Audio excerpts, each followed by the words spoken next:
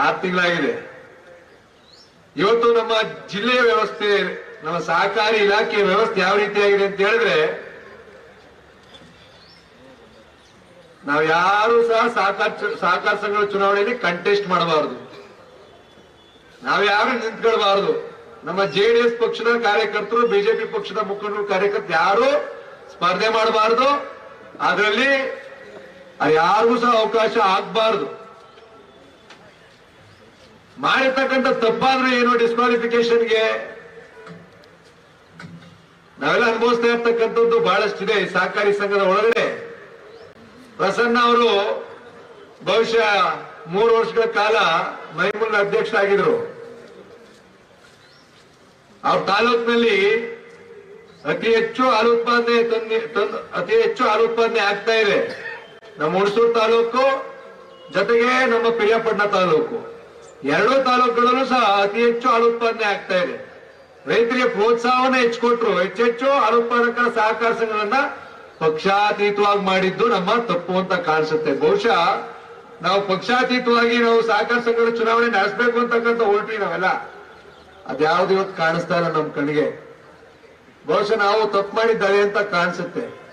ನಾವು ಅವತ್ತು ಇದೇ ರೀತಿ ಇವರು ಕಾಂಗ್ರೆಸ್ ಪಕ್ಷದವರು ಸಹಕಾರ ಸಂಘಗಳ ಚುನಾವಣೆಯಿಂದ ದೂರ ಇಡಬೇಕು ಅಂತಕ್ಕಂಥದ್ದನ್ನ ಮಾಡಿದ್ರೆ ಅವ್ರು ಚುನಾವಣೆ ನಿಲ್ಲಿಕ್ಕೆ ಅವಕಾಶ ಆಗ್ತಿರ್ಲಿಲ್ಲ. ನಾವೆಲ್ಲ ಚುನಾವಣೆ ಮಾಡಿ ಗೆದ್ದು ಬಂದಂತವ್ರು, ನಾವು ಚುನಾವಣೆ ಮಾಡಿ ಗೆಲ್ಲಕ್ಕೂ ಸಹ ಬಿಡ್ತಾರೆ ಡಿಸ್ಕ್ವಾಲಿಫಿಕೇಶನ್, ವೋಟರ್ಸ್ ಲಿಸ್ಟ್ ಅಪ್ರೂವ್ ಮಾಡ್ತಾ ಇಲ್ಲ. ಈ ರೀತಿ ನಮ್ಮ ಸಹಕಾರಿ ಸಂಘಗಳ ವ್ಯವಸ್ಥೆ ಬಹಳ ಹದಗೆಟ್ಟೋಗಿದೆ. ಇವತ್ತು ನಾನು ಅದನ್ನೇ ಹೇಳಿ, ನಾವು ಕಾಂಗ್ರೆಸ್ ಪಕ್ಷದ ಕಾರ್ಯಕರ್ತರ ವಿರುದ್ಧ ಚುನಾವಣೆ ಮಾಡ್ತಾ ಇಲ್ಲ, ರಾಜ್ಯ ಸರ್ಕಾರದ ಸಹಕಾರ ಇಲಾಖೆ ವಿರುದ್ಧ ನಾವು ಚುನಾವಣೆ ಮಾಡಬೇಕಾಗಿರ್ತಕ್ಕಂಥ ಪರಿಸ್ಥಿತಿ ಇವತ್ತು ನಮಗೆ ಬಂದಿದೆ. ನಮ್ಮ ಡಿಸಿಸಿ ಬ್ಯಾಂಕ್ ಚುನಾವಣೆ 1 ವರ್ಷದಿಂದ ನಡೀತಾ ಇಲ್ಲ. ಸಿಂಗಲ್ ಬೆಂಚ್ ಅಲ್ಲಿ ಹೈಕೋರ್ಟ್ ಅಲ್ಲಿ ಆರ್ಡರ್ ಆಯ್ತು, ಡಿವಿಷನ್ ಬೆಂಚ್ ಅಲ್ಲಿ ಆರ್ಡರ್ ಆಯ್ತು, ಚುನಾವಣೆ ಮಾಡ್ತಾ ಇಲ್ಲ. ಅದ್ ಹೆಂಗಾದ್ರೂ ಇಲ್ಲಿ ನಮ್ಮ ರೈತರಿಗೆ ಕೊಡ್ಬೇಕಾಗಿರ್ತಕ್ಕಂಥ ಸಾಲ ಕೊಡ್ತಾ ಇಲ್ಲ.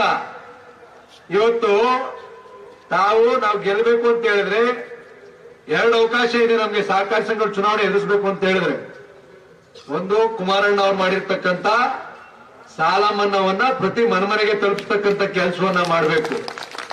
ಇನ್ನೊಂದು, ಇವತ್ತೇನಾಗಿದೆ, ರೈತರು 6 ತಿಂಗಳಾಗಿದೆ ಸಾಲ ಕಟ್ಟಿ, 4 ತಿಂಗಳಾಗಿದೆ ಸಾಲ ಕೊಡಕ್ಕೆ ಸಾಧ್ಯ ಆಗ್ತಾ ಇಲ್ಲ. ಸಾಲ ನಮ್ಮ ರೈತರಿಗೆ ಕಟ್ಟಿರ್ತಕ್ಕಂಥ ಸಾಲ ವಾಪಸ್ ಕೊಡಕ್ ಆಗ್ತಾ ಇಲ್ಲ. ಈ ರೀತಿಯಾದಂತ ವ್ಯವಸ್ಥೆ ಈ ಸರ್ಕಾರದೊಳಗೆ ಬಂದ್ ನಿಂತಿದೆ. ಸಹಕಾರಿ ಚುನಾವಣೆಗಳನ್ನ ನಾವು ಯಾವ ರೀತಿ ಸರ್ಕಾರ ಇಟ್ಕೊಂಡು ಎದುರಿಸ್ತಕ್ಕಂಥ ಅವಶ್ಯಕತೆ ನಮ್ಗಿಲ್ಲ. ಕುಮಾರಣ್ಣ ಅವ್ರು ನಮ್ ಜೊತೆ ಇದ್ದಾರೆ, ಅವ್ರು ಮಾಡಿರ್ತಕ್ಕಂಥ ಕೆಲಸ ಕಾರ್ಯಗಳು ನಮ್ ಜೊತೆ ಇದಾವೆ, ಸಾಲ ಮನ್ನಾದಂತ ಅನೇಕ ಯೋಜನೆಗಳು ನಮ್ ಜೊತೆ ಇದಾವೆ. ಅದನ್ನ ಪ್ರತಿಯೊಬ್ಬರಿಗೆ ತಲುಪಿಸಿ ಅವ್ರನ್ನ ಮನದಟ್ಟು ಮಾಡಿದ್ರೆ ನಾವು ಸಹಕಾರಿ ಸಂಘಗಳ ಚುನಾವಣೆಯಲ್ಲಿ 100ಕ್ಕೆ 100 ಯಶಸ್ವಿ ಗಳಿಸಬಹುದು. ಆದ್ರೆ ಸಾಕಷ್ಟು ಸಂಘಗಳು ನಾವು ಕೋರ್ಟ್ಗೂ ಸಹ ಹೋಗ್ಬೇಕಾದಂತ ಅವಶ್ಯಕತೆ ಇದಾವೆ.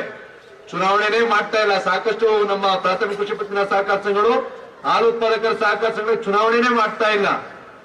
ಇವತ್ತು ಹೈಕೋರ್ಟ್ಗೆ ಹೋಗಿದೀವಿ, ಎಲ್ಲ ಕೋರ್ಟ್ಗಳನ್ನ ಮೆಟ್ಲೇರಿದ್ರು ಸಹ ಹೈಕೋರ್ಟ್ ಆದೇಶಗಳನ್ನೂ ಸಹ ಧಿಕ್ಕರಿಸ್ತಾ ಇರ್ತಕ್ಕಂಥ ಸರ್ಕಾರ ಈ ಸರ್ಕಾರ.